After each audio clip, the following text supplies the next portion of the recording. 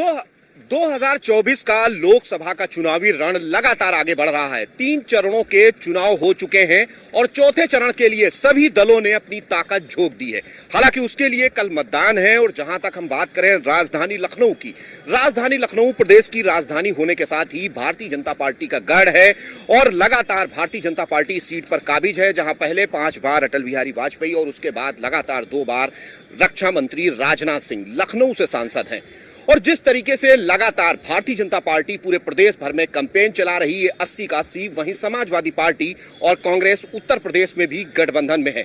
ऐसे में दोनों गठबंधन की तरफ से लगातार प्रयास जारी हैं कि किस तरीके से भारतीय जनता पार्टी को सत्ता से हटाया जाए और अपनी खोई हुई जमीन वापस पाई जाए, जिसको लेकर आज हम लखनऊ में कुछ मेहमानों के साथ बातचीत करेंगे और देखेंगे क्या है राजधानी लखनऊ समेत प्रदेश का हाल। हमारे साथ हैं कुछ मेहमान जिनसे हम आपका परिचय कराएंगे। फखरुल हसन समाजवादी पार्टी के प्रवक्ता हैं, उसके अलावा आप देखेंगे तो प्रदीप सिंह कांग्रेस के वरिष्ठ प्रवक्ता हैं और साथ ही साथ दीपक सोनकर भारतीय जनता पार्टी से हमारे साथ हैं और कुछ हमारे साथ मेहमान भी हैं जो कि राजधानी लखनऊ के वासिंदे हैं और यहाँ के रहे हैं और यहाँ की नस नस को अच्छे से जानते हैं। और अब हम बात करेंगे किस तरीके से चीजें हैं। सबसे पहले सत्ताधारी दल भारतीय जनता पार्टी से हम इसकी शुरुआत करेंगे। क्या कुछ जिस तरीके से लगातार चीजें आगे बढ़ रही हैं और कांग्रेस समाजवादी पार्टी गठबंधन काफी हमले बोल रहा है भारतीय जनता पार्टी पर, 2 पंचवर्षीय हो चुकी हैं, तीसरी बार क्या कुछ देख रहे हैं इस बार? देखिए, देश की जनता जानती है ये गठबंधन नहीं है, ये ठगबंधन है। ये ठगबंधन है सत्ता की कुर्सी को पाने का, ये ठगबंधन है भ्रष्टाचारों की गैंग का, ये ठगबंधन है एक ऐसे अपराधियों संरक्षणों को, माफियाओं को संरक्षण देने का। और देश की जनता ने हमेशा से 2014 में भी देश के प्रधानमंत्री आदरणीय नरेंद्र मोदी जी को आशीर्वाद दिया, 2017 में भी उत्तर प्रदेश के मुख्यमंत्री योगी आदित्यनाथ जी को आशीर्वाद दिया, 2019 में पुनः देश के प्रधानमंत्री आदरणीय नरेंद्र मोदी जी को आशीर्वाद दिया। और जिस तरीके से इस 10 वर्ष के कार्यकाल में देश के प्रधानमंत्री आदरणीय नरेंद्र मोदी जी ने अंतिम पायदान पर बैठे हुए व्यक्ति को भी सशक्त करने का काम किया और गरीब कल्याण की योजनाएं गरीबों तक पहुंची, जिसके सर पर छत नहीं थी उसको आवास देने का काम किया, स्वास्थ्य के लिए आयुष्मान कार्ड देने का काम किया, किसानों के लिए किसान निधि देने का काम किया। ऐसे बहुत सारी योजनाओं के साथ आज लोग उस योजनाओं से लाभान्वित हुए हैं और वो पूरी उम्मीद के साथ टकटकी लगा करके आज देश के प्रधानमंत्री नरेंद्र मोदी जी की तरफ देख रहे हैं। और जहां हम आज चर्चा कर रहे हैं यह क्षेत्र लखनऊ है और लखनऊ में कहते हैं मुस्कुराइए आप लखनऊ में। लखनऊ की जनता ने हमेशा से अपने देश के रक्षा मंत्री आदरणीय राजनाथ जी के साथ रही है और रक्षा मंत्री जी ने भी लगातार उस जनता के संपर्क में रह करके, जनता के साथ डायरेक्ट कनेक्ट रह करके वो विश्वास जीतने का काम किया है और 24 में भी वो विश्वास जीत करके सत्ता में जाने वाले हैं। बिल्कुल, हम आपके पास दोबारा आएंगे। प्रदीप सिंह जी हैं, प्रदीप सिंह क्या कहेंगे जिस तरीके से लगातार आरोप लगा रहे हैं कि जो ये गठबंधन नहीं है ठगबंधन है, किस तरीके से उत्तर प्रदेश में गठबंधन को देख रहे हैं? सबसे पहले हम आपके चैनल के माध्यम से इस देश को मातृत्व दिवस की हार्दिक शुभकामनाएं देते हैं और ईश्वर से ये अपेक्षा करते हैं कि किसी मां की कोख में कुलदीप सेंगर, चिन्मयानंद, ब्रजभूषण शरण सिंह जैसे बलात्कारी न पैदा हों, उनकी कोख को अपमानित न करें, उनके जैसे पापी न पैदा हों। निश्चित तौर पर जब हम बात करते हैं उत्तर प्रदेश की या इस देश की बात कर रहे होते हैं तो भारतीय जनता पार्टी, और जब चुनाव की बात हो रही होती है तो अभी भारतीय जनता पार्टी के प्रवक्ता ने तमाम बातें बताई, लेकिन ये नहीं बताया कि पिछले घोषणा पत्र में जो वादे किए थे देश की आवाम से, उसमें भारतीय जनता पार्टी ने क्या किया। ना तो देश के प्रधानमंत्री बता रहे हैं, ना उत्तर प्रदेश के मुख्यमंत्री बता रहे हैं, ना ही उनके प्रवक्ता बताते हैं। उन्हें बताना चाहिए कि इस देश के नौजवानों को उन्होंने 20 करोड़ रोजगार देने का वायदा किया था, 12 करोड़ रोजगार उन्होंने उनसे छीन लिया है।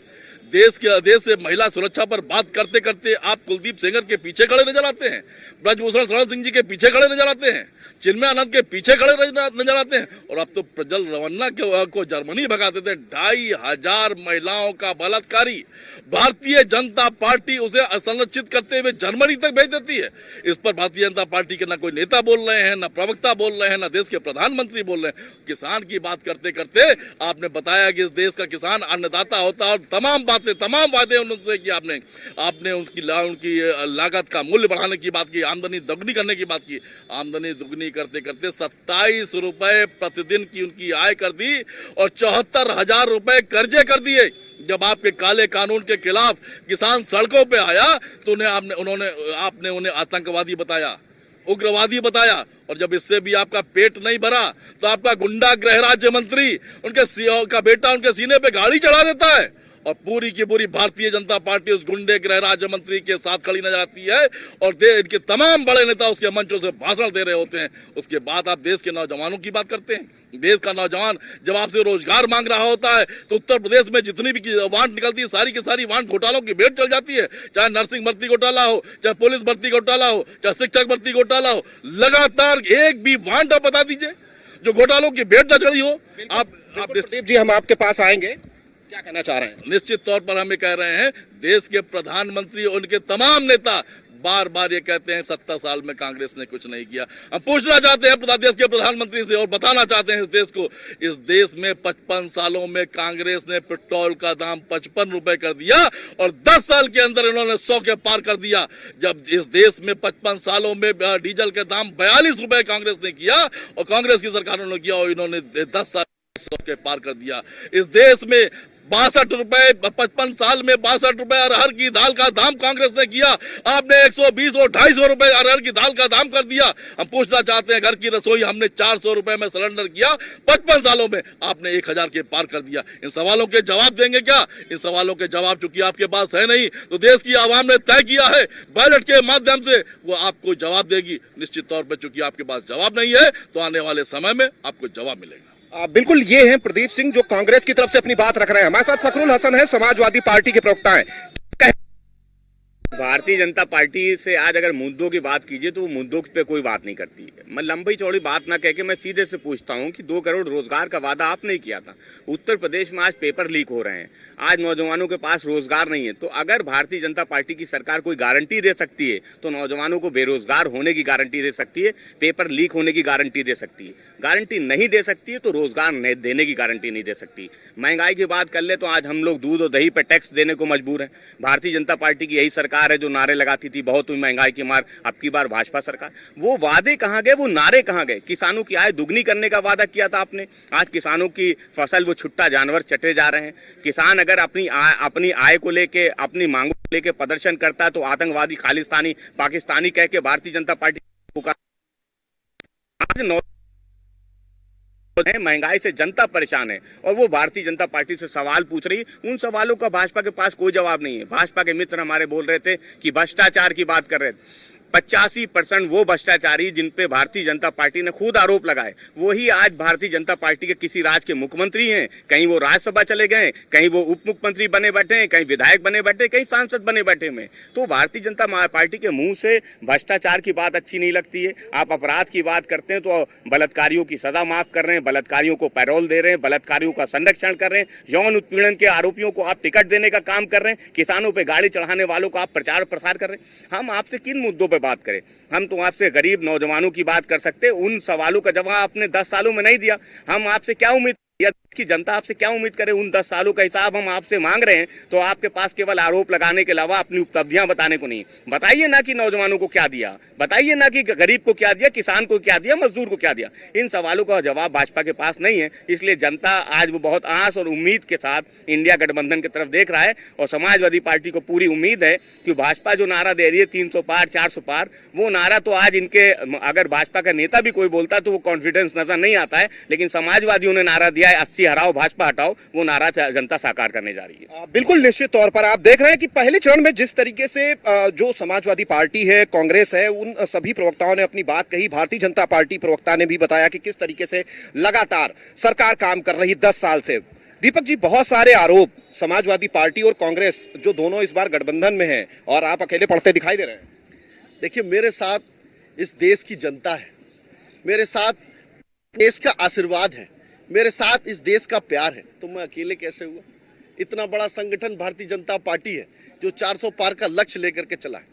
मगर मैं एक बात जरूर कहूंगा, हमारे दोनों भाइयों ने अपराधियों की और माफियाओं की बात करी, मगर इनको भी ध्यान होगा जिस दल के ये गठबंधन से है वो चकिया की गलियों से लिपटे अपराधियों को सांसद और एमएलए किसने बनाया? वो मुख्तार अंसारी जैसे अपराधियों को लखनऊ के अंदर ही बड़ी बड़ी बिल्डिंगों का संरक्षण किसने दिया? वो लगातार कराए हुए उत्तर प्रदेश के दंगों अपराधियों को, मुजफ्फरनगर के किए गए दंगों को मुख्यमंत्री आवास में बिरयानी किसने खिलाई थी? ये सब उत्तर प्रदेश की जनता उसका जवाब दे रही है और मैं इनको विश्वास के साथ दिलाता हूं, चिंता मत करिए, बाबा जी का बुलडोजर सर्विस पे गया है। जो अपराधी आएगा सर्विस के बाद निकल के आएगा, फिर से कार्रवाई करेगा। और दूसरी बात, इन्होंने बात करी लखनऊ की। आज लखनऊ के अंदर जो उत्तर प्रदेश के अंदर जो लखनऊ की बात है, ये लखनऊ जो था ये जाम से गुजरता था। ये जाम से जूझने का काम अगर उसको दूर करने का काम किया तो लगातार जो आज रिंग रोड बन करके दिखाई दिया है, जो लखनऊ 4 किलोमीटर का रिंग रोड बना है, वो आज देश के रक्षा मंत्री आदरणीय राजनाथ सिंह ने दिया। जिस तरीके से आज जो ब्रह्मास्त्र की बात करते हैं, वही लोग जो पाकिस्तान को संरक्षण देते हैं, जो चीन के आतंकवादियों को संरक्षण देते हैं, चिंता मत करिए, आज लखनऊ के पास वैसा ब्रह्मोस्त्र भी है जो लखनऊ से शुरू होगा और पाकिस्तान अगर कोई आतंकवादियों को संरक्षण देने का काम करेगा तो उसको भी उड़ाने का काम करेगा। बिल्कुल रोजगार की बात, बिल्कुल बुलडोजर सर्विस पे गया है, बुलडोजर सर्विस पे गया है, क्या कहेंगे? बुलडोजर सर्विस पे गया है, बात ब्रह्मोस पाकिस्तान की हो रही है और उनके आतंकवादियों की विवेचना करने के लिए आईएसआई को हिंदुस्तान बुलाया जाता है। ये देश के प्रधानमंत्री बुलाते हैं आतंकवादियों नहीं। आप तो गाय काटने वाली कंपनी से आप इलेक्टोरल बॉन्ड में चंदा लेते हैं। वो कंपनी जिसके ऊपर आरोप है पाकिस्तान में आतंकवादियों का समर्थन करने का, इलेक्टोरल बॉन्ड में आप उससे चंदा लेते हैं और इतने से आपका पेट नहीं भरता, आप बुलडोजर चलाने की बात करते हैं। हम पूछना चाहते हैं प्रदेश के मुख्यमंत्री से, आप जब पहली बार सरकार के मुखिया बने थे, आपने सदन के अंदर एक बात कही थी, एक पाउडर बरामद हुआ है जिससे पूरी की पूरी विधानसभा ब्लास्ट हो जाएगी। वो उसकी विवेचना अभी तक कहां तक बढ़ी है? उसके आरोपी पकड़े गए या नहीं पकड़े गए और उन पर बुलडोजर चला कि नहीं चला? ये बात प्रदेश के मुखिया और भारतीय जनता पार्टी के प्रवक्ता को बतानी चाहिए। आप लखनऊ और उत्तर प्रदेश की बात कर रहे हैं, यहाँ के अपराध की बात कर रहे हैं। आप अपराध के पीछा, अपराध को भगाते भगाते आपने देश के प्रदेश के तमाम माफियाओं को भारतीय जनता पार्टी के सदस्य दिलार किए, चाहे वो अयोध्या का अपराधी हो, चाहे वो जौनपुर का अपराधी हो। और इतना नहीं, आपकी कार्यकाल में अदालतों के अंदर एक अपराधी दूसरे अपराधी को गोली मार रहा है। आपके अंदर पुलिस अभिरक्षा में एक अपराधी दूसरे अपराधी को गोली मार रहा है। आपके कार्यकाल में उत्तर प्रदेश की जेलों से अपराधी अपना जन्मदिन मनाते हुए वीडियो वायरल करते हैं। आप अपराध की बात करते हैं, जिसकी कैबिनेट में आधे दर्जन से ज्यादा अपराधी बैठते हो, जिसके 112 विधायक जिसके अपराधी हो, वो अपराध पर चर्चा करने की बात करता है। निश्चित तौर पर आपको विकास के एजेंडे पे आना होगा।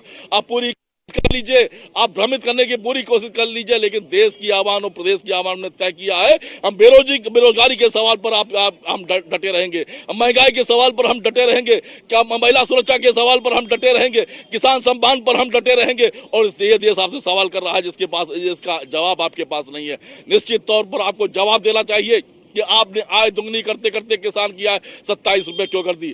आपको जवाब देना चाहिए था कि 20 करोड़ रोजगार देने की बात करते करते 12 करोड़ रोजगार आपने छीन लिए।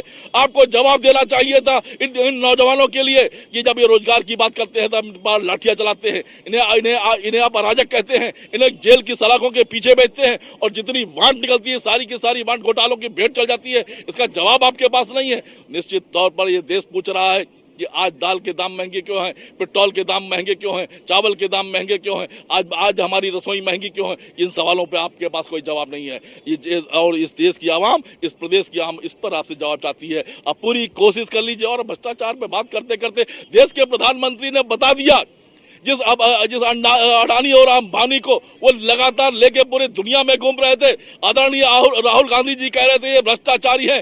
देश के प्रधानमंत्री शहंशाह ने स्वीकार कर लिया कि ये भ्रष्टाचारी है, इनके पास काला धन है, इसके बावजूद भी ईडी इनकम टैक्स उनके पीछे नहीं जा रही है। इसका मतलब ये साफ है कि आपका अपराधियों से, भ्रष्टाचारियों से गठजोड़ है। इसका जवाब देश मांग रहा है, देश की आवाम मांग रही है। बिल्कुल, बहुत सारे सवाल लगातार उठ रहे हैं। कुछ हमारे साथ यहाँ पर वोटर्स भी मौजूद हैं लखनऊ के, क्या कहेंगे, क्या सवाल है आपके? सवाल तो किसी भी वोटर, किसी भी नागरिक के लिए एक ही होता है, रोजगार। और रोजगार की स्थिति इस समय पर यह है कि हमारे देश, भारतवर्ष के सबसे प्रीमियर इंस्टीट्यूट, एक प्रीमियर इंस्टीट्यूट भारतीय औद्योगिक संस्थान, Indian institute of technology IIT, जिसका विश्व में नाम है, जिसको विश्व में क्वालिटी एजुकेशन के लिए माना जाता है, आज उसकी स्थिति यह है कि आईआईटी रुड़की के 46% स्टूडेंट्स को इस समय पर जॉब नहीं मिला है और आईआईटी भिलाई के 64% स्टूडेंट्स को जॉब नहीं मिला है। तो देश में परिस्थिति क्या है कि आईआईटी के स्टूडेंट को जॉब नहीं मिला। बिल्कुल बड़ा सवाल है रोजगार को लेकर। मेरा सवाल ये है कि जितनी भी यहाँ जनता बैठी है उनसे पूछिए कि रविदास मल्होत्रा का घर जानते हैं कि नहीं। सब लोग कहेंगे जानते हैं। इन्हीं से पूछा जाए कि माननीय राजनाथ सिंह का घर जानते हैं तो एक भी व्यक्ति नहीं जानता होगा। हम उस व्यक्ति को चुनेंगे जो जनता के बीच में रहता होगा, हम उस व्यक्ति को नहीं चुनेंगे जो दिल्ली जाके बैठेगा। और रही बात, जैसे इन्होंने कहा कि बिल्डोजर सर्विस पे गया है, तो ये बताएं, अभी माननीय न्यायालय ने माना है कि ब्रजभूषण सिंह पे अपराध तय होता और मुकदमा चले तो वो बिल्डोजर का रुख कितने दिन में गोंडा की तरफ हो रहा है। बिल्कुल आपका सवाल ले रहे हैं। ये कहना है कि रोजगार एक बड़ा मुद्दा है, रोजगार को लेकर कह रहे हैं कि रोजगार नहीं मिल रहा है। देखिए, आज देश के प्रधानमंत्री आदरणीय लगातार ओडीओपी योजना के माध्यम से और जिस तरीके से आज युवा जो स्टार्टअप व्यापार के लगा करके अपने दो खड़ा करने का काम कर रहा है, और इसी तरीके से जो आज लखनऊ के अंदर भी टेक्सटाइल पार्क बन करके खड़ा हुआ है, ये एक रोजगार का केंद्र है। और जिस तरीके से आज उत्तर प्रदेश के अंदर, आज उत्तर प्रदेश देश में सबसे बड़ा एयरपोर्ट बेड बनाने वाला प्रदेश है, आज सबसे बड़ा जो जिस तरीके से पर्यटन क्षेत्र का भी प्रदेश है, और चाहे एयरपोर्ट वे बने, एक्सप्रेस वे बने, उससे लगातार रोजगार बढ़ रहा है। और आज हम जो जाम की समस्या से निजात पाने के लिए आज पूरे लखनऊ में आप चाहे 6 लेन हाईवे लखनऊ कानपुर वाला रोड देख लीजिए, चाहे किस जगह, सब जगह ये जो फ्लाईओवर मैन है, फ्लाईओवर मैन राजनाथ सिंह जी हैं, जो फ्लाईओवर मैन ने पूरे लखनऊ को जाम से निजात दिलाने का काम किया है।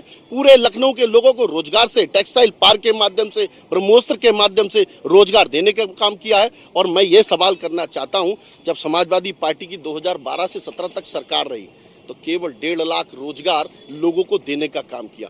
वहीं जब 17 में भारतीय जनता पार्टी की सरकार बनी और 17 से 22 तक 4.5 लाख लोगों को रोजगार दिया और 8 लाख लोगों का ऐसे संविदा की योजना के माध्यम, टोटीपी योजना के माध्यम से लोगों को रोजगार से जोड़ने का काम किया। और आज देश के प्रधानमंत्री नरेंद्र मोदी जी के साथ है, उत्तर प्रदेश के मुख्यमंत्री योगी आदित्यनाथ जी के साथ है। और भाई ने हमारे सवाल पूछा था राजनाथ जी के घर देखने की, अरे भाई वो तो संत व्यक्ति है जो रक्षा मंत्री, उनका घर आप कहीं भी देख सकते हैं। जनता देश की जा रही है, आप भी जा सकते हैं। बिल्कुल, बहुत सारे जो लगातार सवाल आ रहे हैं उन पर जवाब दे रहे हैं भारतीय जनता पार्टी के प्रवक्ता। वो कह रहे हैं कि लखनऊ में फ्लाईओवर हो, प्रदेश में एक्सप्रेसवेज हो या एयरपोर्ट्स हो, बनाए हैं और रोजगार भी हमने दिया 4.5 लाख।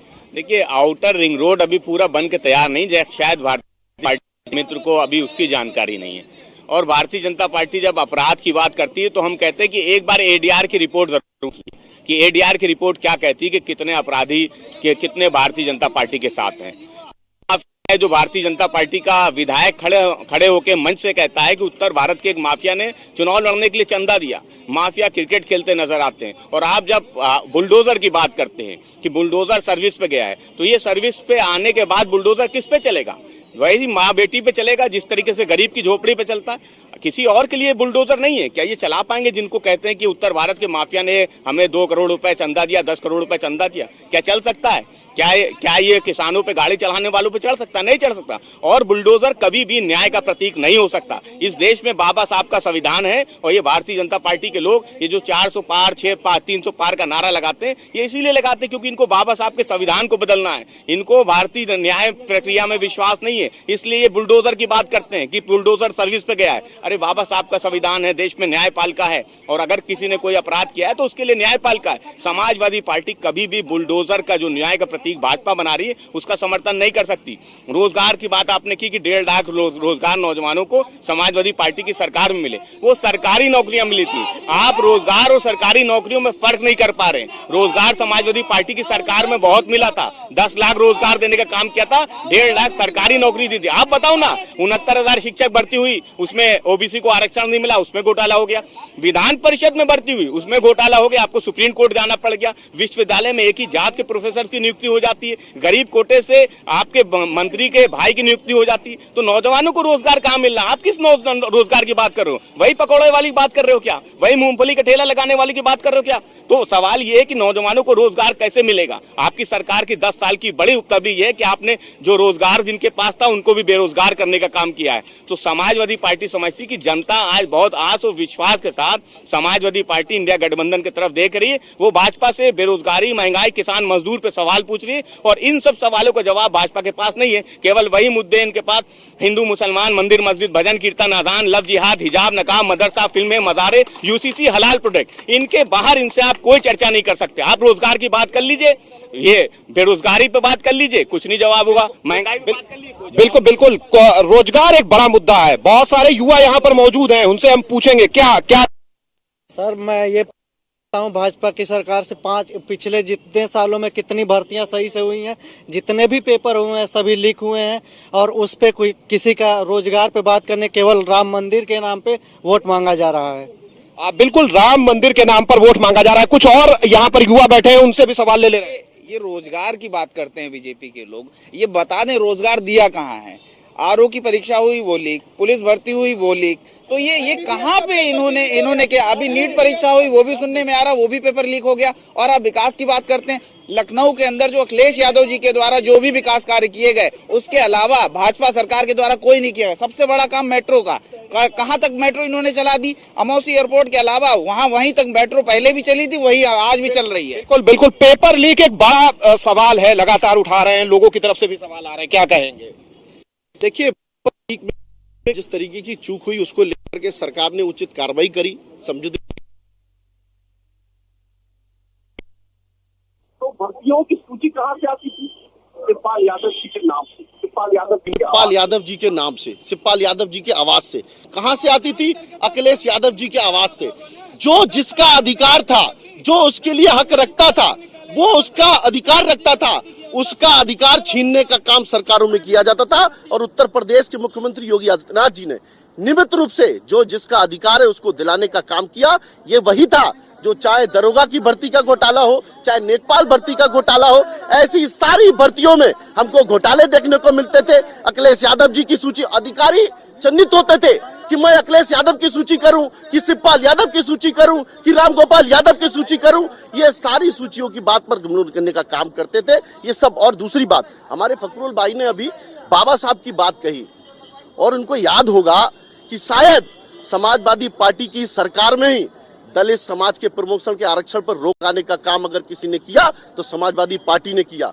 बाबा साहब के पार्कों का अगर तुड़वाने का काम किसने किया तो समाजवादी पार्टी की सरकार ने किया। गेस्ट हाउस जैसे कांड का अगर किसने करने का काम किया तो समाजवादी पार्टी ने किया। हमारे आदरणीय प्रदीप भाई अभी महिलाओं की सुरक्षा की बात कर रहे थे, शायद इनको याद नहीं होगा, राजस्थान के मंत्री सदन में चिल्ला के कहते हैं कि महिलाओं के अपराध में हमारा राजस्थान सबसे नंबर 1 है। इस बात को ये इनके खुद के पार्टी के लोग कहते हैं। और समाजवादी की बहनें जो समाजवादी पार्टी को छोड़ करके कि हाँ हमारा वहां अपमान किया गया, हमारे सम्मान के साथ खिलवाड़ किया गया, ये सारी बातें आज देश की जनता जानती है, प्रदेश की जनता जानती है और देश की जनता देश के प्रधानमंत्री नरेंद्र मोदी बिल्कुल बड़ा सवाल है। एक जिस तरीके से महिलाओं को लेकर कह रहे हैं कांग्रेस सरकार में, वहां के मंत्री ने ही आरोप लगाए महिलाओं को लेकर। देश के गृह मंत्रालय की रिपोर्ट है, उत्तर प्रदेश महिला, भारत में उत्तर प्रदेश महिला अपराध में नंबर 1। ये हमारी रिपोर्ट नहीं है, विपक्ष की रिपोर्ट नहीं है, गृह मंत्रालय की रिपोर्ट है। 80,000 महिलाओं का अपहरण उत्तर प्रदेश में हुआ 2017 से 2022 के बीच में।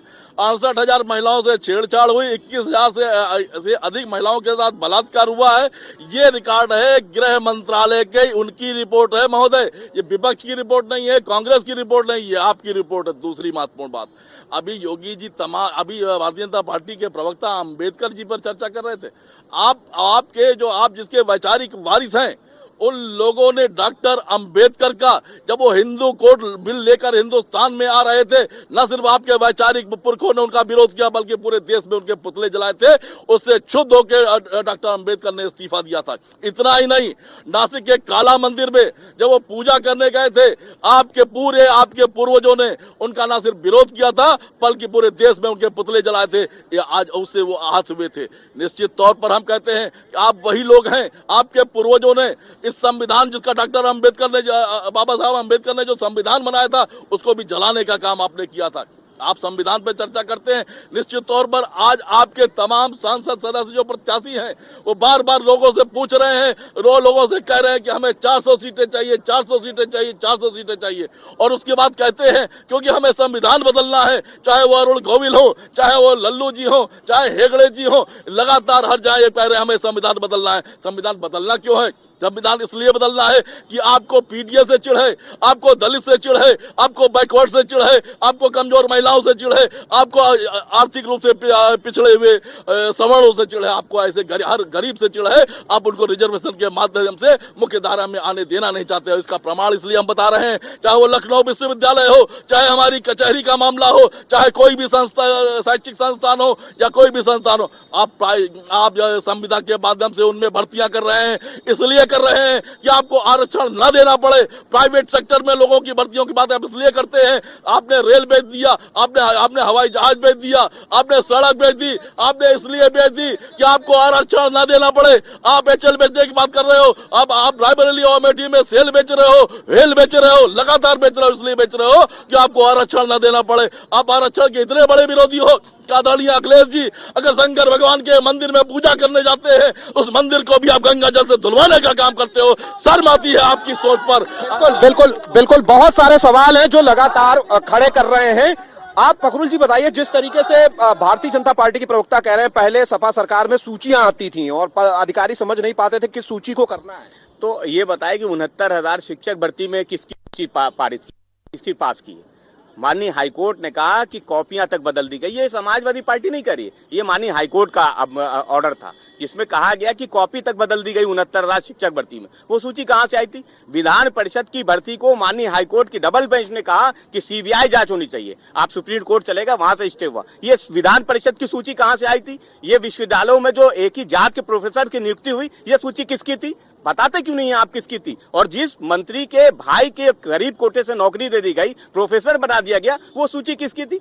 हम सूची पूछेंगे तो आप सूची बता नहीं पाओगे क्योंकि आप 46 पे 56 वाले लोग हो, आपके पास आज तक वो सूची नहीं आ पाई है। सवाल ये है कि भारतीय जनता पार्टी अपनी क्यों नहीं बताती है कि आप वो सूची कब जारी करोगे कि नौजवानों को रोजगार मिला। हर बार पेपर होता है, 10 से ज्यादा पेपर हुए, लीक हो गए, आप एक पेपर करा नहीं पा रहे हो। आप अपने घोषणा पत्र में लेके आओ कि पेपर लीक होगा तो हम सख्त कार्रवाई करेंगे। अरे भाई, पेपर लीक क्यों होगा? क्यों नौजवानों को आप रोजगार नहीं दे पा रहे हो? क्यों आपकी ऐसी लचर व्यवस्था है कि हर पेपर लीक हो जाता है? आप किसी को नौजवानों को रोजगार नहीं दे पा रहे हो। जहां कोई भर्ती होती है वो हाईकोर्ट चली जाती है, सुप्रीम कोर्ट चली जाती है। तो सवाल ये, भारतीय जनता पार्टी नौजवानों को रोजगार नहीं देना चाहती, महंगाई पे उनका कोई कंट्रोल नहीं है। वही लोग हैं जो कहते थे बहुत हुई महंगाई की मार, अब की बार भाजपा सरकार। आज इनसे महंगाई पे पूछिए तो महंगाई का मां नहीं बोलेंगे, बेरोजगारी का बा नहीं बोलेंगे। ये भारतीय जनता पार्टी है, केवल झूठ बोल सकती है, झूठे आरोप लगा सकती है। ये अगर नहीं कुछ कर सकती तो बेरोजगारों को और महंगाई से परेशान जनता को निजात नहीं दिला सकती। बिल्कुल बेरोजगारी पर बात नहीं हो रही है, महंगाई पर बात नहीं हो रही है। कुछ यहाँ पर जो युवा मौजूद हैं उनसे हम बात करेंगे। क्या कहना चाहेंगे, क्या मुद्दे हैं? ये बेरोजगारी बस बढ़ती जा रही है। बेरोजगारी एक बड़ा मुद्दा है। उसके अलावा कुछ यहाँ पर जो है महिलाएं भी मौजूद हैं, उनसे भी हम बात करने की कोशिश करेंगे, उनके पास जाएंगे और उनसे पूछेंगे क्या मुद्दे हैं। जिस तरीके से आप कह रहे हैं कि भारतीय जनता पार्टी ने महिलाओं के लिए बड़े पैमाने पर काम किया, चाहे उनकी सुरक्षा को लेकर हो, रोजगार को लेकर हो। तुम ही करो यार। जिस तरीके से सबसे बड़ा सवाल मेरा बीजेपी से ये है कि किसी को भी क्रिटिसाइज करने का अधिकार होता है, चाहे वो इलेक्शन कमीशन हो या कोई भी। क्यों प्रधानमंत्री जी ऐसी बयान दे देते हैं उल्टे सीधे? अगर इन्होंने इतना काम कर दिया है तो इनके पास क्यों मुद्दे नहीं है? क्यों हिंदू मुस्लिम कर रहे हैं? क्यों मंगलसूत्र जैसे? बिल्कुल हिंदू मुस्लिम के मुद्दे आखिर क्यों उठाए जा रहे हैं? रोजगार पर बात क्यों नहीं हो रही है? और जो महंगाई है उस पर बात क्यों नहीं हो रही है? क्या कहेंगे जी? देखिए, आज देश की जनता हमेशा से मूलभूत सुविधा की ओर देख रही है। उन्होंने देखा है, प्रैक्टिकल देखा है कि जब समाजवादी पार्टी की सरकार रही तब कितनी मूलभूत सुविधाओं में साथ रही, जब कांग्रेस की सरकार रही तब कितनी मूलभूत सुविधा की बात करी गई। और आज जनता को, जिसको आवास देने का काम किया, जिसको रोजगार कनेक्शन देने का काम किया, जिसको किसान निधि देने का काम किया, जिनको रोजगार से जोड़ने का काम किया, ये सारी जनता को उसका विश्वास है। और मैं एक बात और कहूंगा, जो संविधान के नाम पर झूठ फैलाने का काम किया जा रहा है, ये देश की जनता जानती है, झूठ चलने वाला नहीं है। बिल्कुल झूठ चलने वाला नहीं है। एक सवाल और भी लगातार आ रहा है फखरुल साहब, लगातार समाजवादी पार्टी अपने टिकट बदल दे रही है। लखनऊ का टिकट भी 2-2 प्रत्याशी नामांकन कराए गए, ऐसा क्यों? देखिए, समाजवादी पार्टी अंतिम रूप से उसी को अब मैदान में लेके आई है जो भारतीय जनता पार्टी के प्रत्याशी को हरा सकते हैं। हमने पहले भी कहा जब टिकट बदले जा रहे थे कि एक बार नहीं हम 10 बार टिकट बदलेंगे, लेकिन आखिरी बार मैदान में वही प्रत्याशी होगा जो भारतीय जनता पार्टी के प्रत्याशी को हरा सकेगा। तो ये विषय समाजवादी पार्टी का, भाजपा को तो इसके लिए खुश होना चाहिए अगर वो हमारे पे आरोप लगाते कि हम आप टिकट बदल रहे हैं। अरे भाई, आप खुश हो जाओ।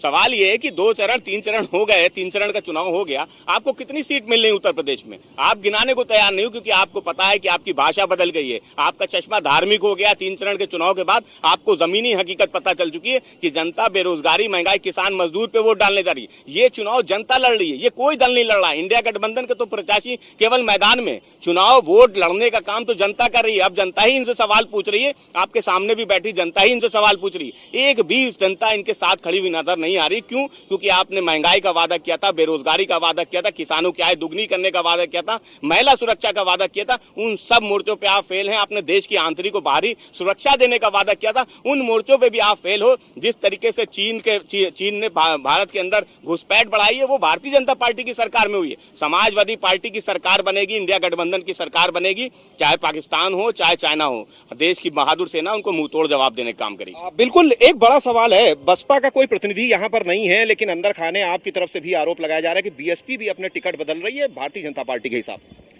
नहीं, सबसे बड़ी बात यह है कि अभी सामने से एक बहन देश की युवा है, उस पर भारतीय जनता पार्टी के प्रवक्ता ये कहते हैं हम तो जनता से जुड़े हुए। उन सवालों का जवाब न तो ये देते हैं, न तो नौजवानों के सवालों का जवाब देश के प्रधानमंत्री देते हैं, न प्रदेश के मुख्यमंत्री देते हैं। सवाल इस बात का है कि बात तो आप हमारी करते हैं, काम आप अडानी और अंबानी का करते हैं। इन मुद्दों पर बात हो रही है। आज बेरोजगारी के सवाल पर भारतीय जनता पार्टी के प्रवक्ता मौन है। महिला सुरक्षा के सवाल पर भारतीय जनता पार्टी के प्रवक्ता मौन। एक लफ्ज भी क्या ब्रजभूषण शरण सिंह के खिलाफ इनके मुंह से निकला क्या? कुलदीप सेंगर के खिलाफ एक लफ्ज भी निकला क्या? चिन्मय आनंद के खिलाफ एक लफ्ज भी निकला क्या? गृह मंत्रालय की रिपोर्ट अभी मैंने इनको पढ़ाई, जिसमें बताया गया उत्तर प्रदेश महिला अपराध में नंबर 1 है, कि एक भी जवाब इन्होंने दिया क्या? तो ये सवाल है। आप लाख कोशिश करते रहो देश को गुमराह करने की। आपकी देश की आवाम ने तय किया है कि यह चुनाव महिला सुरक्षा पर होगा, ये चुनाव बेरोजगारी पर होगा, ये चुनाव बढ़ती महंगाई पर होगा, ये चुनाव किसान सम्मान निधि पर होगा और किसानों के साथ हो रहे अन्याय पर होगा। निश्चित तौर पर चुनाव इन्हीं मुद्दों पर होगा। इस देश की आवाम इसी मुद्दे पर डटी रहेगी। अब पूरी कोशिश कर लो हिंदुस्तान पाकिस्तान करने की, हिंदू मुसलमान करने की, लेकिन हम बेरोजगारी पे डटे रहेंगे, हम महंगाई पे डटे रहेंगे, हम महिला सुरक्षा पे डटे रहेंगे, हम किसान सम्मान पे डटे रहेंगे। बिल्कुल, महिला सुरक्षा पे डटे रहे। कह रहे हैं कि बहुत सारे सवाल आपसे पूछे गए लेकिन जवाब नहीं दे रहे हैं आप। जवाब तो इन्होंने, राजस्थान के मंत्री ने जो स्वीकार करा उसको चिल्ला के कहा, उसका भी नहीं दिया। और जवाब तो इनको देश की जनता दे रही है, जो उस जनता को नकारा बता रहे हैं। जवाब तो उनको लगातार दे रही है, जिन जनता को ये लोग मूर्ख बताते हैं। जवाब तो जनता दे रही है और जनता ने 2017 में भी जवाब दिया, 2014 में भी जवाब दिया, 2019 में भी जवाब दिया, 2022 में भी जनता जवाब दे रही है लगातार। मगर एक बात और है, जिस तरीके से आज देश के प्रधानमंत्री ने ये बदलाव खड़ा करने का काम किया है और जो बदलाव के साथ आज देश की जनता जुड़ रही है, और निश्चित तौर पर जो उत्तर प्रदेश के अंदर और देश के अंदर इस बार निश्चित तौर पर 400 पार का संकल्प पूरा होगा। बिल्कुल, 400 का संकल्प पूरा होगा, भारतीय जनता पार्टी कह रही है। 400 का संकल्प नहीं, 24 साल की उम्र में हम लोग अग्निवीर हो जाएंगे और 70 साल पार करें। मोदी जी कह रहे हैं भाइयों बहनों मुझे एक और मौका दे दो। 10 साल में आप काम नहीं कर पाए, 10 साल में आप बेरोजगारी नहीं दूर कर पाए, 10 साल में आप महिलाओं को न्याय नहीं दिला पाए, किसानों के साथ जो लखीमपुर में हुआ उसके खिलाफ तो जवाब कोई नहीं दिया। बिल्कुल, अग्निवीर एक सवाल है। देखिए, जो आर्मी की जो भर्ती होती है उसकी एज जो होती है 21 साल लास्ट होती है आर्मी की, 18 से 21-22 साल।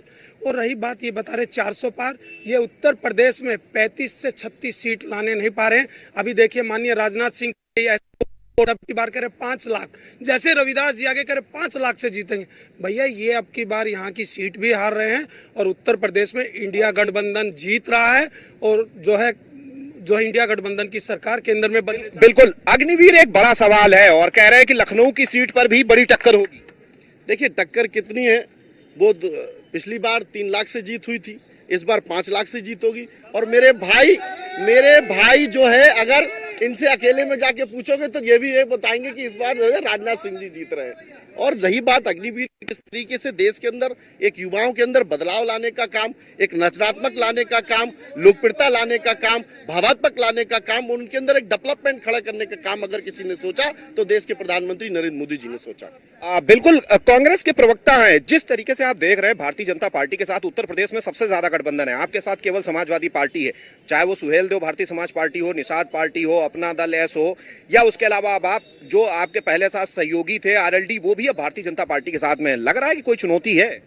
अब देखिए, इनके बेचारे वो भी अग्निवीर पर जवाब नहीं दे पाते, इसलिए नहीं दे पाते कि देश का नौजवान पूछ रहा है भैया कि 75 साल में एक बार और की बात हमारे देश के सुल्तान कर रहे हैं और हमें 22 साल में रिटायरमेंट की बात कर रहे हैं। आप अग्निवीर की बात तो समझिए, अग्निवीर में रिटायरमेंट के बाद कोई फैसिलिटी नहीं है, कोई पेंशन नहीं है, कोई सुविधाएं नहीं है। और इतना ही नहीं, उसमें अगर बॉर्डर पर लड़ता हुआ हमारा नौजवान शहीद होगा तो उसे शहीद का दर्जा भी देने की बात नहीं कर रहे हैं। तो निश्चित तौर पर इस देश का सवाल युवा पूछ रहा है और इंडिया गठबंधन कह रहा है कि हम सरकार में आते ही सबसे पहला काम क्यों करेंगे, वो अग्निवीर की व्यवस्था को समाप्त करने का काम करेंगे, सीधी भर्ती करेंगे, बढ़िया भर्ती होगी और सारी सुविधाएं होंगी। और जब बात उत्तर प्रदेश की हो रही हो, इनके गठबंधन की हो रही हो, इनका गठबंधन आज जयंत जी पश्चिम प्रदेश के बाद कई इन सवालों का जवाब नहीं दे पा रहे हैं कि ये वही पश्चिमी उत्तर प्रदेश है जहां दलित नौजवान जो सीआरपीएफ का नौजवान था अपनी शादी में घोड़ी पर चढ़कर जा रहा था, भारतीय जनता पार्टी के गुंडों ने न सिर्फ उसे पीटा था, मार के भगा दिया था। और जयंत जी, आपके नेतृत्व में पूरा विपक्ष आंदोलनरत था, इसी सरकार ने आप पर लाठियां चलाई थी। आज भी हम कह रहे हैं कि ये सरकार, चाहे वो देश की सरकार हो चाहे प्रदेश की सरकार हो, ये प्रदेश और देश में दलित, बैकवर्ड, गरीब, वंचित लोगों के साथ नहीं है, इनके खिलाफ है, लगातार ऐसे एक्ट कर रही है। और ये हम इसलिए कह रहे हैं कि इनके वैचारिक पुरखे जो हैं उन्होंने आरक्षण पे समीक्षा होनी चाहिए, आरक्षण पे पुनर्विचार होना चाहिए। इस तरह के बयान चाहे मोहन भागवत हो, चाहे मनमोहन वैद्य हो, चाहे इनके तमाम बड़े नेता जो उनके वैचारिक पुरखे हैं उनके द्वारा दिए जा चुके हैं। और आज भी इनके तमाम सांसद प्रत्याशी अगर ये कह रहे हैं कि हमें 400 पार चाहिए, जब सवाल होता है 400 पार क्यों चाहिए, तो ये कहते हैं हमें संविधान बदलना है, तो कहते हैं हमें आरक्षण समाप्त करना है। तो निश्चित तौर पर इस देश का एक से एक सिपाही, एक जवान डटा रहेगा अपने मुद्दों पर और आपको आरक्षण समाप्त करने नहीं देंगे।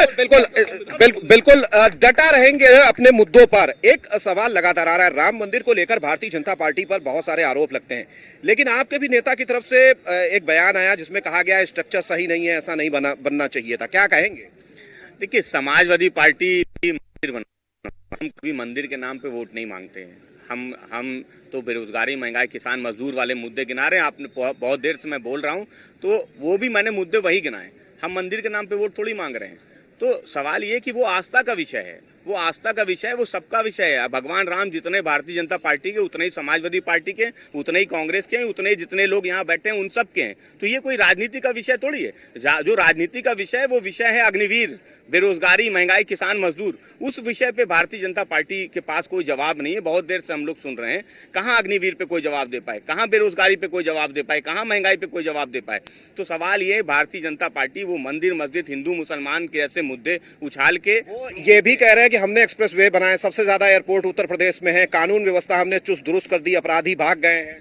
तो अपराधी भाग गए तो भारतीय जनता पार्टी के भारत के माफिया ने 10 करोड़ रुपए हमें चंदा दिया चुनाव लड़ने के लिए। अगर माफिया भाग गए हैं, और कौन वो माफिया हैं जो क्रिकेट खेल रहे हैं, अगर ये सब माफिया भाग गए और आप एयरपोर्ट की बात कर रहे हैं, तो मुझे याद है कि देश के प्रधानमंत्री जी ने कहा था कि हवाई चप्पल पहनने वाला भी हवाई जहाज से सफर करेगा। क्या एयरपोर्ट भी जा पाएगा अडानी जी के? एक बार एयरपोर्ट जाके बिल्कुल जो सवाल है वो कह रहे हैं हम राम मंदिर पर बात नहीं करते हैं, राम मंदिर आस्था का प्रश्न है, उसको राजनीति से नहीं जोड़ते। देखिए, धर्म के नाम पर और तुष्टीकरण की राजनीति और वोट बैंक की राजनीति कौन करता है? जब कहा जाता था 2008 में कि आज अधिकार किसका है, एक पक्ष का अधिकार है, एक धर्म का अधिकार है, यहाँ तो सबका साथ, सबका विकास, सबका विश्वास है। अगर देश के प्रधानमंत्री जी ने आवास की योजना दी है तो वह हिंदू को भी दी है, मुस्लिम को भी दी है, वो सिख को भी दी है, किसी जाति को भी नहीं, किसी हर जैसी जाति को भी दी है, कोई भेदभाव नहीं है। मगर जब मैं एक सवाल फकरुल भाई से करना चाहता हूँ, ठीक बात है, राम मंदिर की बात है, तो राम मंदिर अब कितने बार फकरुल भाई की पार्टी के लोग हुआ है? या प्रदीप भाई के पार्टी के लोग भव्य राम मंदिर के दर्शन कराए, ये कहाँ जाएंगे? ये जाएंगे रोजे की नवजात का इफ्तियार कराने। ये कहाँ जाएंगे? ये मस्जिदों पर चादर चढ़ाने। ये कहाँ जाएंगे? ये नवरात्रि में नहीं जाएंगे, ये वहां जाएंगे। ये तुष्टीकरण की राजनीति है, ये वोट बैंक की राजनीति है, ये तुष्टीकरण की राजनीति। बिल्कुल आरोप है भारतीय जनता पार्टी प्रवक्ता का। प्रदीप जी क्या कहेंगे? वो कह रहे हैं ये इफ्तार कराएंगे और चादर चढ़ाने जाएंगे, लेकिन नवरात्र में शामिल नहीं होंगे। हमें लगता है आप भी मेरा निवास स्थान जानते हैं, यहाँ बैठे हम लोग मेरा निवास स्थान जानते हैं। मेरा निवास स्थान अयोध्या है और जिस गाड़ी से मैं यहाँ पर आया हूँ, आप कैमरा लेके चलिए, उस गाड़ी में प्रभु श्री राम की फोटो लगी हुई है, उसकी पूजा करके मैं गाड़ी की ड्राइविंग सीट पर बैठता हूँ। तीसरी महत्वपूर्ण बात, भारतीय जनता पार्टी के प्रवक्ता से पूछिए कि राम मंदिर जाने का रास्ता किधर से है, किधर से होके वो जा सकते हैं, ये बताएं। अभी आप इस जनता के सामने बताएं। चौथी महत्वपूर्ण बात मैं पूछना चाहता हूं, अयोध्या के अगल बगल कम से कम 62 गुजरातियों ने वहां के अयोध्या वासियों की जमीनों पर कब्जा कर लिया है और होटल बना लिया है। भारतीय जनता पार्टी के प्रवक्ता से पूछिए वो किस अधिकार क्षेत्र से उन्होंने होटल बनाए हैं, और पूछिए भारतीय जनता पार्टी के प्रवक्ता से कि रायबरेली रोड से जब अयोध्या जाते हैं तो कितने गड्ढे सड़क में है, सड़क में गड्ढे हैं, बताएं। ये बताएं, इनसे पूछिए कि जब सुल्तानपुर रोड से आप अयोध्या जाते हैं तो कितने गड्ढे पड़ते हैं, बताएं। और ये बताएं इनसे पूछिए कि आप देवकाली से लेकर रानी बाजार तक जाते हैं तो कितने गड्ढे पड़ते हैं। तो कह रहे हैं हमने ये तो कह रहे हैं हमने गड्ढा मुक्त कर दिया। मैं बता रहा हूं, अगर आप पत्रकार हैं, आप अयोध्या गए होंगे तो आपने देखा होगा, फतेहगंज की गलियों को देख लीजिए,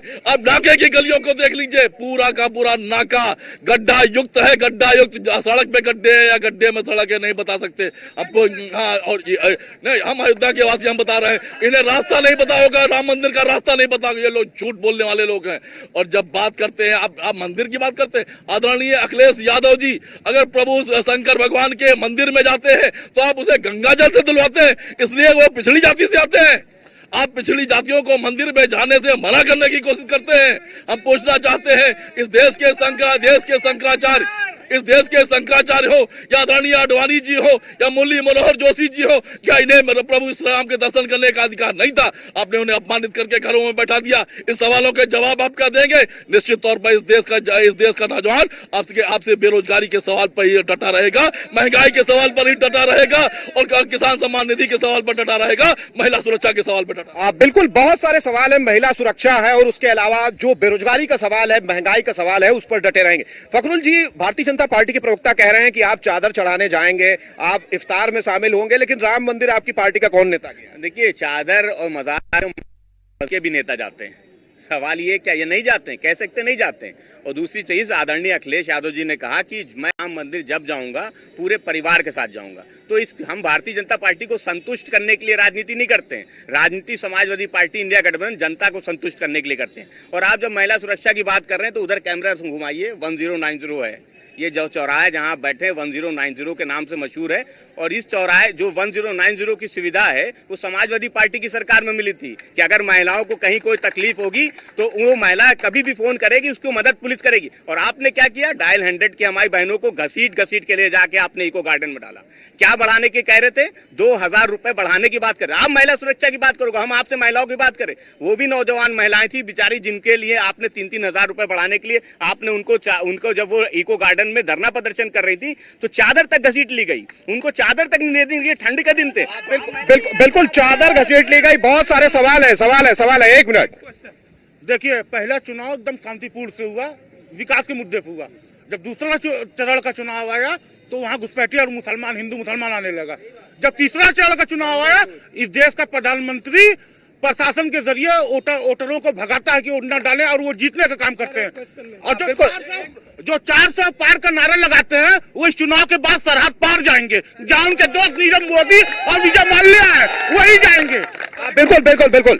देखिए, पिछले चुनाव में बीजेपी ने कहा था कि मैं गरीबों को हवाई जहाज में यात्रा कराऊंगा। मैं यकीन से कह रहा हूं, हवाई जहाज में तो कोई यात्रा किया नहीं, उनकी हवाई चप्पल भी उतार ली इस बीजेपी सरकार ने इस 5 साल में। कहां है वो हवाई जहाज में यात्रा 500 रुपए में कराने वाले? बिल्कुल, हवाई जहाज की यात्रा एक बड़ा सवाल है। समाजवादी पार्टी के प्रवक्ता आपको जवाब दे रहे हैं, कह रहे हैं कि हम आपके कहने से नहीं जाएंगे। अखिलेश यादव ने कहा हम पूरे परिवार के साथ दर्शन करने जाएंगे। और ये सवाल और ये तो बात अभी दोनों बातें मैं कहूंगा। हमारे अभी प्रदीप भाई पूछ रहे थे कि अयोध्या का रास्ता कहाँ जाता है।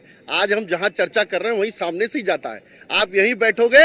अब भगवान राम के दरबार के लिए मन का रास्ता होना चाहिए, दिल का रास्ता होना चाहिए, भावनाओं का रास्ता होना चाहिए, सनातन का रास्ता होना चाहिए।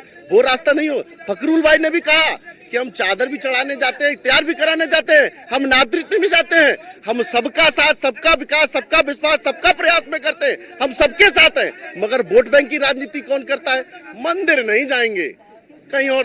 बिल्कुल, मंदिर नहीं जाएंगे, वोट बैंक की राजनीति करते हैं। क्या कहना है? इन्होंने जो अपने मैनिफेस्टो में कहा है कि मोदी की गारंटी, जो इन्होंने वैक्सीन लगा दी उसकी कौन गारंटी लेगा? और दूसरी चीज अग्निवीर की बात करें तो जो 4 साल की उन्होंने नौकरी दी है, और मैं बता रहा हूँ, गारंटी दे रहा हूँ, अगर ये दोबारा सरकार बन गई तो पुलिस वालों की भी 3 साल की नौकरी रह जाएगी। तो ये इनसे बिल्कुल बिल्कुल। कुछ और लोग हैं, क्या कहना चाह रहे हैं, क्या कह रहे थे आप? सर कह ये रहे थे कि जिस तरह सृष्टि में संतुलन बनाने के काम आज से चला रहा है, उसको क्यों बिगाड़ा गया? अगर जानवरों पर रोक लगाई गई तो उसकी सुरक्षा व्यवस्था क्यों नहीं की गई? खुलेआम जानवर खेत चल रहे हैं। महंगाई, सर एक मिनट, महंगाई पे बात क्यों नहीं की जाती? बेरोजगारी पे बात क्यों नहीं की जाती? नौजवानों की बात क्यों नहीं की जाती है? बिल्कुल, महंगाई बेरोजगारी की बात आप नहीं कर रहे हैं। वो कह रहे हैं कि महंगाई बेरोजगारी पर कोई सवाल नहीं हो रहा है, और जिस तरीके से वैक्सीन को लेकर भी सवाल उठ रहे हैं, क्या कहेंगे? देखिए, आज देश की जो इकोनॉमी है, जो देश की इकोनॉमी 9वें स्थान पर थी, उसको 5वें स्थान पर लाने का काम देश के प्रधानमंत्री नरेंद्र मोदी जी ने किया। आज 25 करोड़ लोगों को गरीबी रेखा से ऊपर लाने का काम किसने किया? देश के प्रधानमंत्री नरेंद्र मोदी जी ने किया। और जिस तरीके से लगातार ऐसे सारे विकास कार्य, जो बदलाव के कार्य थे, वो सब देश के प्रधानमंत्री नरेंद्र मोदी जी ने करने का काम किया। बिल्कुल बिल्कुल। प्रदीप जी कुछ कहना चाह रहे हैं, क्या कह रहे हैं? कहना नहीं, 80 करोड़ लोगों को राशन के बस सहारे बैठा दिया आपने, और कौन से 25 करोड़ लोग हैं जिनको आपने गरीबी रेखा से ऊपर दिया। अभी कोविशील्ड वैक्सीन पर एक साथी वहां से सवाल कर रहा था, भारतीय जनता पार्टी के प्रवक्ता ने एक भी जवाब नहीं दिया।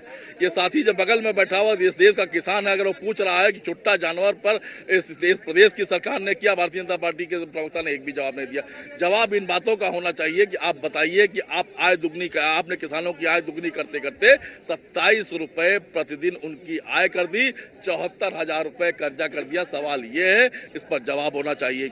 जवाब इस पर होना चाहिए कि किसान अगर अपने हक की बात कर रहा है तो आप पूरी की पूरी भारतीय जनता पार्टी किसान के सीने पर गाड़ी चढ़ाने वालों के साथ खड़ी है, किसानों के साथ नहीं खड़ी है। सवाल इस बात का है जिसका जवाब भारतीय जनता पार्टी के प्रवक्ता नहीं दे रहे हैं कि महिला सुरक्षा की बात करते करते पूरी की पूरी भारतीय जनता पार्टी बलात्कारियों के साथ खड़ी है, वह पीड़िता के साथ नहीं खड़ी है। सवाल इस बात का है कि इस देश का नौजवान आपसे रोजगार मांगता है तो आप उस पर लाठियां चलाते हो, और उत्तर प्रदेश की सारी वांड घोटालों की भेंट चढ़ती है। इस पर आप घोटालेबाजों के साथ खड़े नजर आते हो उन नौजवानों। बिल्कुल दीपक जी, बहुत सारे सवाल खड़े हो रहे, कह रहे हैं कि जो जवाब मांगा जा रहा है उस पर बोल नहीं रहे। देखिए, हर बात का जवाब दिया गया है, और जवाब इनको देश की जनता दे रही है। हर कोविड सीट की बात करते हैं, कोविड वैक्सीन की बात करते हैं, अखिलेश भैया से पूछ लेना, डिम्पल भाभी की भी लगवाई है। अखिलेश भैया से जाके ये पूछ ले, डिम्पल भाभी की भी वैक्सीन लगाई। और वैक्सीन, आज इस वैक्सीन की वजह से जो कोरोना महामारी में आज हम सब लोग उस चीज से बच पाए, उससे निपट पाए, ये कोविड वैक्सीन की वजह से ही है। बिल्कुल कह रहे हैं कि कोविड वैक्सीन की वजह से बचे हैं। चाहे डिम्पल जी से भी पूछ लीजिए, उनके भी लगी, अखिलेश यादव जी ने भी लगवाई है। अखिलेश यादव जी ने तो वैक्सीन नहीं लगवाई, शायद इनको जानकारी नहीं है। वो सवाल ये कि वो सर्टिफिकेट से फोटो क्यों हटवा दिया? सर्टिफिकेट से फोटो क्यों हटा भाई? आप जवाब दीजिए ना। वैक्सीन का जवाब आपके पास नहीं है, आप भी जानते हैं, लेकिन करोड़ों रुपए आपने वैक्सीन के प्रचार प्रसार पे खर्च किए। मैंने इसी गोमती नगर में बड़ी बड़ी होर्डिंग देखी थी लगी हुई कि डबल इंजन की डबल सरकार ने आपके इतने 100 करोड़ लोगों को वैक्सीन लगवाई। तो आज आपके पास वैक्सीन का जवाब नहीं है, आज आपके पास बेरोजगारी का जवाब नहीं है। ये सरकार जो भारतीय जनता पार्टी के मित्र बोलते हैं कि 14 में, 17 में, 19 में, 22 में जवाब दिया, वो जनता ने आप पे विश्वास जताया था, 10 साल का आपको समय दिया था, लेकिन वो जनता का विश्वास लगता है कि भाजपा का घमंड सर पे चढ़ गया है, अहंकार ही हो गई है। वही जनता अब इनको 2024 में जवाब देने जा रही है, इनका अहंकार और इनका घमंड कम करने जा रही है। मान रहे 2014 और 2017, 2022 के जो इलेक्शन हुए जनता साथ थी, तो इस बार क्यों मान रहे जनता साथ नहीं है? देखिए, सवाल ये है कि लोकतंत्र में बहुमत, संविधान में जो व्यवस्था है उसके अनुसार बहुमत होता है। बहुत सी जनता ऐसी जो इनके खिलाफ है, और लोकतंत्र में जो व्यवस्था है हमारा ही लोकतांत्रिक अधिकार है कि अगर सरकार जनता के लिए काम नहीं करेगी तो जनता के सवाल उठाने, उन सवालों को हम सवालों को उठा रहे हैं। और 14 में, 17 में, 19 में, 22 में अगर जनता ने भारतीय जनता पार्टी को बहुमत दिया था तो भारतीय जनता पार्टी को अहंकारी होने की आवश्यकता नहीं है, घमंडी होने की आवश्यकता नहीं है। ये वही जनता है जिसने 14 में आपको सर पे बैठाया था, ये वही जनता है जो आपको 2024 में सर से उतारने जा रही है। एक सवाल और आ रहा है, एक सवाल मैं ले रहा हूं। प्रदीप जी ये बताइए कि जिस तरीके से भारतीय जनता पार्टी और उसके सहयोगी दल है उनका एक मैनिफेस्टो है, लेकिन आपके सहयोगी दलों का और आपका कोई कॉमन मिनिमम प्रोग्राम क्यों नहीं जारी हो रहा है? निश्चित तौर पर इस देश के अंदर इंडिया गठबंधन का एक कॉमन मिनिमम प्रोग्राम है कि जातीय आधार पर जनगणना करो, पिछड़ो और गरीबों की गिनती करो। भारतीय जनता पार्टी उस पर पीछे नजर आती है। हम पूछना चाहते हैं, इतना ही नहीं, हम इन तमाम भारतीय जनता पार्टी के प्रवक्ता ने तमाम बात की। आज बेरोजगारी के सवाल पर मौन क्यों है? आज महिला सुरक्षा के सवाल पर मौन क्यों? ये जो मुद्दे हैं इन पर बात क्यों नहीं करना चाहते हैं? इन पर भी भारतीय जनता पार्टी के प्रवक्ता से जवाब आना चाहिए। बिल्कुल दीपक जी, जिस तरीके से कह रहे हैं कि बहुत सारे सवाल हैं जिन पर भारतीय जनता पार्टी बोल नहीं रही है, भारतीय जनता पार्टी जवाब नहीं दे रही है और अब हिंदू मुस्लिम पर उतर आई है। देखिए, भारतीय जनता पार्टी ने जो कहा वो करके दिखाया है। भारतीय जनता पार्टी ने धारा 370 हटाने की बात कही, अपने अधिकार की बात कही, उसने करके दिखाया है। बाबा और भगवान राम का मंदिर बनाने की बात कही, उसको करके दिखाया है। आज देश के अंदर बदलाव करने की बात कही, उसको करके दिखाया है। और जवाब तो देने की आवश्यकता इनको है जो लगातार सत्ता में रहकर के जनता की मूलभूत सुविधाओं को दूर करने का काम किया, 2.5 करोड़ परिवारों को अंधेरे में रखने का काम किया, 10 करोड़ परिवारों को उनके गरीबी को फंसाने का काम किया। ऐसे उनको जवाब देना है, अपराधियों को संरक्षण देने का काम किया और जनता उस बात का जवाब दे रही है। बिल्कुल, कुछ सवाल हम अपने दर्शकों से भी ले रहे हैं जो यहाँ पर बैठे हैं। मेरा एक क्वेश्चन है बीजेपी के नेता से। महिला मेरी माता बहनें खड़ी है, पूछिए कि चावल में प्लास्टिक मिला है कि नहीं मिला है, और 5 किलो राशन लेने के लिए 3 दिन दौड़ती है कि आपका अंगूठे का निशान नहीं आ रहा। पूछिए अगर हम गलत कह रहे हैं तो। हमारी तमाम बहनें अभी बोल के गई कि हाँ। और रही बात, वो बताए वो जो बिल्डोजर इनका सर्विस हो रहा था, अगर 2-3 दिन में हो जाए 20 तारीख से पहले तो भैया गोंडा जरूर भेज दीजिएगा, क्योंकि हम बच्चियों को पढ़ाएंगे भी और बड़ा भी करेंगे, मगर बीजेपी के नेताओं के हाथ नहीं देंगे। बिल्कुल, जिस तरीके का सवाल है, कह रहे बुलडोजर 2-3 दिन में आपका रिपेयर हो जाएगा। देखिए, निश्चित तौर पर जहां उत्तर प्रदेश के अंदर अपराधी अगर अपना काम करेगा तो उत्तर प्रदेश के मुख्यमंत्री अपराधी को खत्म करने का अपना काम करेंगे। और यही बात आपने जो राशन की, कहीं कोई महिला ने ऐसी बात नहीं कही है। मुझे लगता है कि इस बात को पुष्टि करनी चाहिए। और जो बदलाव आज दिख रहा है वो देश के प्रधानमंत्री जी ने किया है। और निश्चित तौर पर ये विश्वास के साथ कह रहे हैं, जो सरकार की मूलभूत सुविधाएं थी वो जनता को मिली है। जनता ने उस सुविधाओं के साथ मन बनाया है। मैं पश्चिम के चुनाव में था, मैं बरेली का रहने वाला हूं। बरेली के अंदर भी जो उत्साह, जो पीलीभीत के अंदर उत्साह, जो बदायूं के अंदर उत्साह, जो आगरा के अंदर उत्साह, जो एटा के अंदर उत्साह, देश की जनता मोदी जी को लाना चाह रही है। देश की जनता फिर से देश के प्रधानमंत्री नरेंद्र मोदी जी को आशीर्वाद दे रही है। बिल्कुल, फखरुल जी कह रहे हैं कि देश की जनता मोदी जी को लाना चाह रही है। 10 साल का कार्यकाल देखा है। देखिए, बहुत उत्साह है, यहाँ नौजवानों में भी बड़ा उत्साह है। पूछ रहे बेरोजगारी कब दूर करोगे, महंगाई कब दूर करोगे। तो यही तो जनता है। आप जनता को कहाँ देखने जा रहे हो? रायबरेली, पीलीभीत, यहाँ की बात करो। सामने बैठी जनता, उसको तो जवाब दे नहीं पा रहे हो आप, और आप पूरी जनता की गारंटी ले रहे हो। तो सवाल ये है कि भारतीय जनता पार्टी की सरकार को अब जनता बदल देना चाहती है। जो भाजपा ने जनता से वादे किए थे वो वादे पूरे नहीं हुए, ये हमारे भाजपा के मित्र भी जानते हैं। और अगर इनका बुलडोजर सर्विस पे गया था या सर्विस होके आ जाने वाली बात है, सरकार भी सर्विस पे चल रही है। सरकार की भी व्यवस्था इसी तरीके से चरमराई हुई है। पेपर लीक हो जाते हैं, कह देते मैं कानून बना दूंगा, लेकिन पेपर नहीं करा पाते। तो पूरी सरकार को सर्विस की जरूरत है। चुनाव निपट जाए तो उत्तर प्रदेश सरकार सर्विस पे चली जाए। बिल्कुल बिल्कुल। प्रदीप जी, हम आपसे एक अंतिम सवाल लेना चाहेंगे, चूंकि समय कम है। किस तरीके से चीजों को देख रहे हैं? भारतीय जनता पार्टी ये भी आरोप लगा रही है कि उत्तर प्रदेश में सिर्फ 17 ही सीटों, क्यों राष्ट्रीय पार्टी है तो इतनी कम सीटों पर क्यों लड़ रहे हैं? उत्तर प्रदेश में नहीं, इंडिया गठबंधन उत्तर प्रदेश में 80 सीटों पर चुनाव लड़ रहा है। और देश, आप 2014 की बात रही हो, 2019 की बात रही, 2014 में 30 रुपए में डीजल और 50 रुपए में पेट्रोल पे वो सरकार आई थी। महंगाई कम करने पे वो सरकार आई थी, बेरोजगारी दूर करने पे वो सरकार आई थी। लेकिन पूरे के पूरे वादे जुमले साबित हुए। अब देश पूछ रहा है, या देश कह रहा है इंडिया गठबंधन के इस वादों पर विश्वास कर रहा है। इसलिए कह रहा है कि हम कह रहे हैं पहली नौकरी पक्की, 1 लाख रुपए सालाना, भर्ती पर भरोसा, 30 लाख सरकारी नौकरी, पेपर लीक से मुक्ति, युवा रोशनी पे 5,000 करोड़ रुपए नया स्टार्टअप, इन मुद्दों पर सरकार पे बात होने जा रही है। महिला सुरक्षा पर बात होनी जा रही, किसान सम्मान पर बात होने जा रही है और भारतीय जनता पार्टी के जुमलों पर। बिल्कुल बिल्कुल प्रदीप जी, अंतिम फाइनल कहना चाह रहे हैं कि हम 1 लाख रुपए की गारंटी ले रहे हैं, पहली नौकरी पक्की दे रहे हैं, इस पर जब चुनाव हो रहा है। जहां सरकारें कांग्रेस की रही तब कितनी गारंटी दी, राहुल गांधी जी को पता है, इसीलिए वो अमेठी छोड़ करके रायबरेली से आ गए।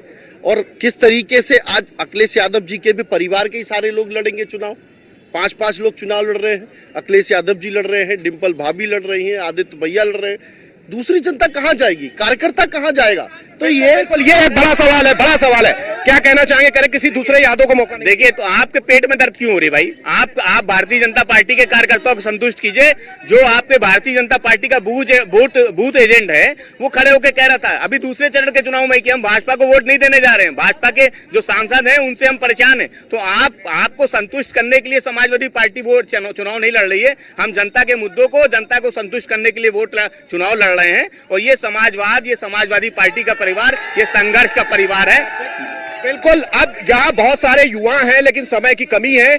अब हम अपनी डिबेट को यहीं रोकेंगे और जिस तरीके से लखनऊ और प्रदेश से जुड़े हुए मुद्दों पर हमने लोगों की राय ली, जो पॉलिटिकल पार्टीज के लोग हमारे साथ थे उनकी भी बातें सुनी, बहुत सारे आरोप प्रत्यारोप का दौर चला। हालांकि भारतीय जनता पार्टी हो जो एनडीए गठबंधन के तहत उत्तर प्रदेश में कई सहयोगी दलों को लेकर लड़ रही है, जिसमें सुहेलदेव भारतीय समाज पार्टी भी है, निषाद पार्टी भी है, अपना दल एसबी है और नई शामिल हुई राष्ट्रीय लोक दल भी है। हालांकि समाजवादी पार्टी और कांग्रेस उत्तर प्रदेश समेत जहां दूसरे राज्यों में दूसरे दलों के साथ गठबंधन है, वहीं उत्तर प्रदेश में कांग्रेस और समाजवादी पार्टी का भी गठबंधन है। दोनों तरफ से आरोप प्रत्यारोप का दौर जारी है। हालांकि तय जनता को करना है और चौथे चरण के लिए कल मतदान होगा। वहीं 4 तारीख को नतीजों में इन दावों में कितना असर था, ये चीजें निकलकर सामने आएंगी।